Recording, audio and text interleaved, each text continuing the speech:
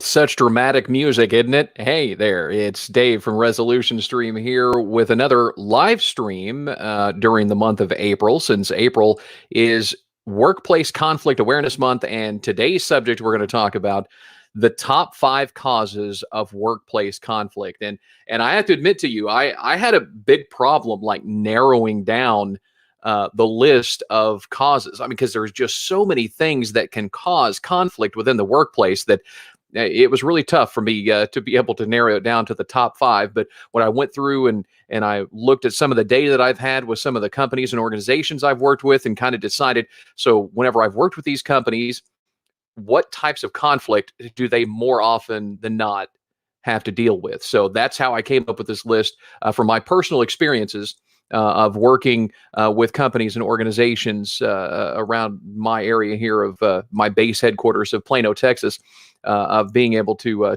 figure this out. And I could probably do a live video on each of these 5 different ones. But as I mentioned, April is Workplace Conflict Awareness Month. And so we're doing these live videos just to kind of go over, questions that people often have and answer questions. In fact, you can be a part of today's stream if you want to. You can post your comments and questions on the Resolution Stream Facebook page, our Twitch or YouTube channels. And I should be able to see those here and answer those if you have any questions as you're watching this live. Now, if you happen to be watching a replay of the live stream, you can still send us questions, and you can find out our contact information up on our website at madrock1025. Anyway, you can go to resolutionstream.com, right? So let's talk about workplace conflict, because there's just so much of it to talk about. And the workplace can be a very scary place for a lot of people, especially if you happen to be afraid of conflict. And a lot of people are afraid of dealing with or want to avoid dealing with conflict because they've been taught, a lot of us here in the United States and Western culture, that conflict is bad, and even other cultures as well. But conflict is something that should be avoided at all cost. And there's good conflict and there's bad conflict, but conflict within itself isn't necessarily a bad thing. So let's go ahead and get started with the first of the 5 causes. And we're going to go like backwards here, from number 5 up to number 1 here. So number 5 here, unhealthy competition. And this is known as silos. This is known as unethical behavior and favoritism. Now, of course, in most workplaces, you don't want to admit that this is happening, and managers especially will get really defensive with you if you even hint towards the fact that there's maybe some unethical behavior happening with their team, or that they're showing favoritism between different employees or different groups. And the silos that I'm talking about are like departmental silos, those groups, where they all kind of stick together, where sales is always, hitting heads or whatever with a different, I always use IT for whatever reason, but that's the type of thing, the silos that, each individual team is their own individual group, and they may have some sort of conflict with one another. But this could be a huge cause of workplace conflict, unhealthy competition. Now, again, competition itself isn't necessarily a bad thing, just like conflict isn't a bad thing. But unhealthy competition, that can be a problem. So you got to keep an eye on that. If you're a manager, if you're a supervisor, if you're an executive, if you're an entrepreneur, especially when you're talking about your team, because here's an interesting little tidbit. And usually whenever I share this in one of my live trainings, people are just blown away with the amount of time that managers and executives and business owners spend dealing with conflict among their employees. But according to research done by Working Dynamics, managers spend 30 to 42% of their time, almost half of their time, dealing with conflict among employees. And 65% of employee performance problems are usually caused by strained workplace relationships, not by some lack of training, nothing like that. It's usually because of some sort of issue, some interpersonal issue among employees. So let's go to cause number 4. Cause number 4, organizational change, which can be internal, external, and even tech-based. And, the tech-based is a huge deal. Technology is changing so fast, so quickly that it's hard for most people to keep up, and it can be very frustrating, and it can make employees be very frustrated with their companies, with the processes and systems that are in place because the technology seems to be winning. I mean, have you ever had that experience? You're working with some kind of new technology, and I mean, you just want to throw your computer up against the wall, or you want to do it because you don't get it, and you go through the training, you do all this stuff, and you can't figure it out, and because of that, the internal, external, and tech changes. Now, organizational change, by the way, can happen not only internally in one specific company, but organizational change can also include an industry. I mean, that is an organization within itself, right? When you have massive change in an industry, that can cause individual companies within that industry to be dealing with conflict among employees, among teams, among vendors and their employees. I mean, it can just cause all sorts of problems. But I mean, how many times have you maybe called customer service for some sort of third-party software or a platform that you use? And what is the typical answer of the people, the vendor? I mean, it might not be a great vendor to work with, but it could be the fact that they say that it's not on their end, it's on your end. It's always on our end, right? It's never on the company's end. It's always on our end. It's user error most of the time, which may be the true a lot of the time, but not necessarily all the time.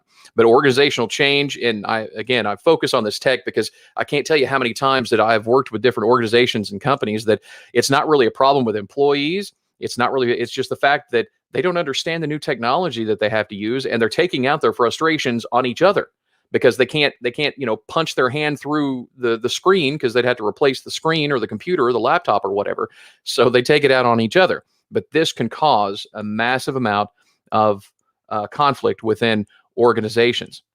So let's talk about another one: broken systems and processes. Now, this is a very interesting concept to think about, right? So you've got these broken systems and processes, which can be unrealistic deadlines. It can be insufficient training and bad communication. And as you can tell, a lot of these different causes, the top causes of workplace conflict, are they're connected in different ways, because the unhealthy competition, the silos, those types of things can be connected to unrealistic deadlines, insufficient training, bad communication. And bad communication can happen from the top down. It can happen within departments. It can happen within teams. It can happen from managers to their direct reports. I mean, the bad communication can happen anywhere. Insufficient training, again, even training on tech that's insufficient can cause problems. We were just talking about the organizational change, right?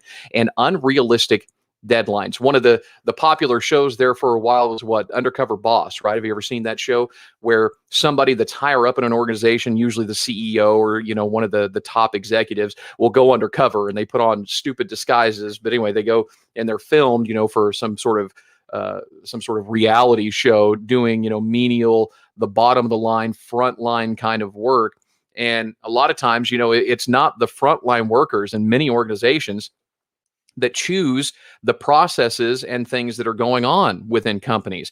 The best way to deal with customers, the best way to deal with complaints. The people who are actually dealing with those issues aren't the ones making the decision. It's usually somebody in a nice posh office, and they get together in a committee and they decide what needs to be changed and what process it needs to be. And every time I watched Undercover Boss, I am always surprised by these executives who come in and realize that the decisions that they've made don't work in real life. Right. And it just doesn't work.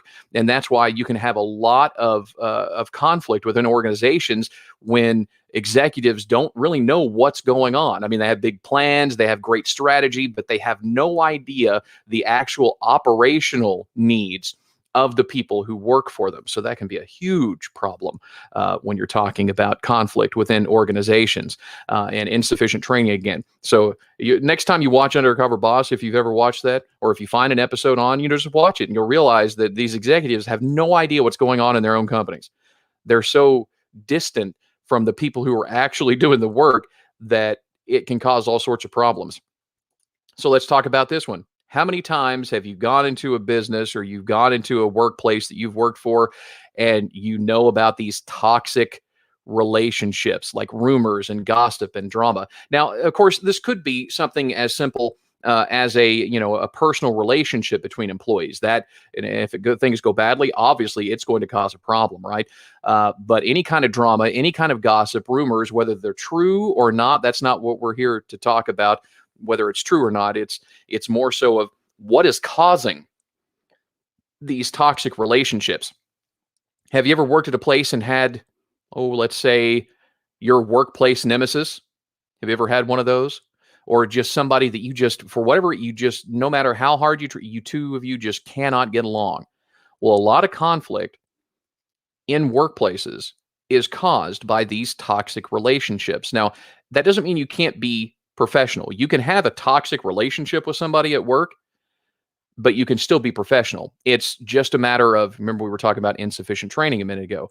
If your employer, if your company, your organization doesn't have sufficient conflict management or conflict resolution training in place, so you learn to work with people you don't necessarily get along with, and there's always going to be those people. I mean, you're going to not get along with somebody. Even the people who normally get along with everybody, they're going to find that one person, that workplace nemesis. That's what I, of course, I'm a huge comic book fan, right? So it's always about the supervillain at work, or the nemesis, my arch nemesis at work, that we're talking about. But the rumor mill and the gossip that happens, and just the overall drama that happens within the workplace, can cause conflicts. And a lot of times you create those, and we were talking about one of the other causes, the silos and the departmental teams and those type. Again, all of these causes are connected.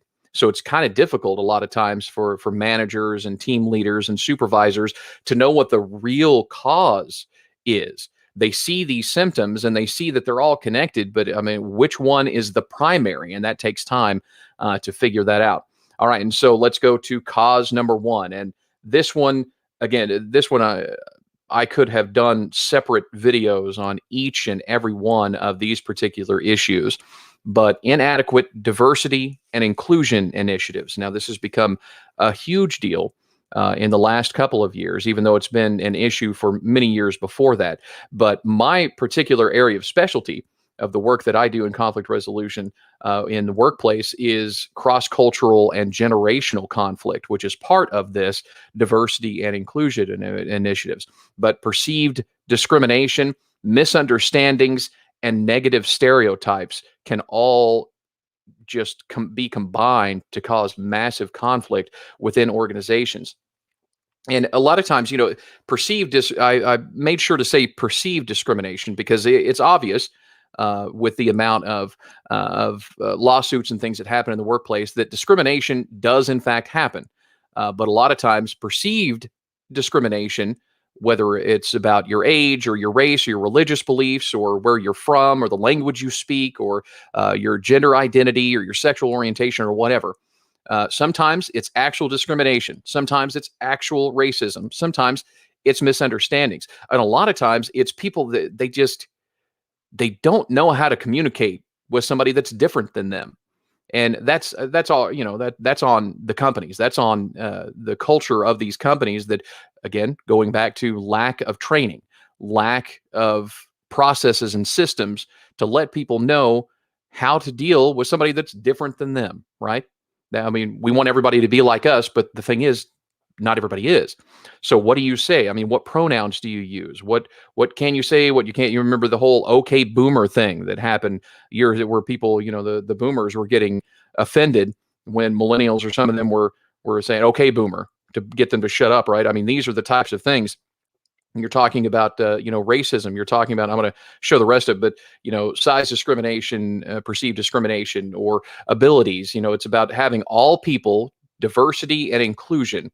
But a lot of times conflict, and I use this for an example, as cause number one, the top cause of the top five, because this, by far, of my experiences working with organizations and companies, has been the primary cause of unresolved workplace conflict in those companies and organizations.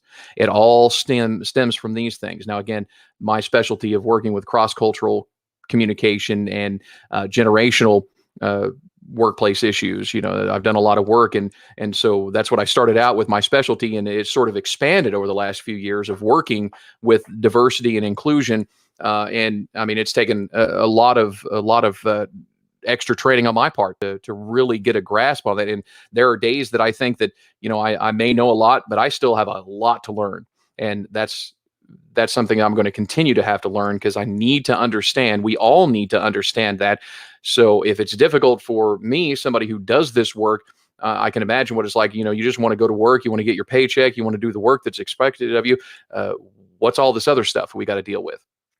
What's this diversity and inclusion? But a lack of or inadequate diversity and inclusion initiatives, usually the number one cause of conflict in the workplace right now. And that's not only in the United States, but elsewhere in the world as well. And those negative stereotypes and discrimination and communication misunderstandings, we just need a lot more training to work that out. So there you go. Those are the top 5 causes of conflict in the workplace, since April is Workplace Conflict Awareness Month.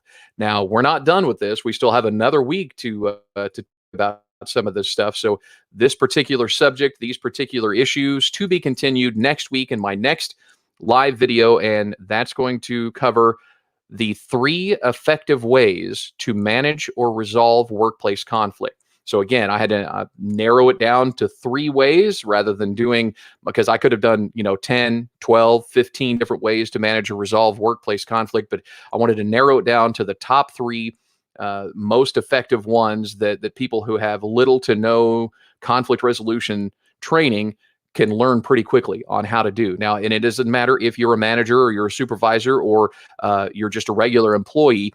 The different ways that I'm going to show you, the methods I'm going to show you next time we do a live video, you'll be able to use it in the workplace to have a better experience when you're at work. And that's the entire point of this. So all of this to be continued. I appreciate each and every one of you watching today. And if you want to learn more about the work that we do at Resolution Stream, you can go online there at resolutionstream.com. Thanks for watching. See you next time.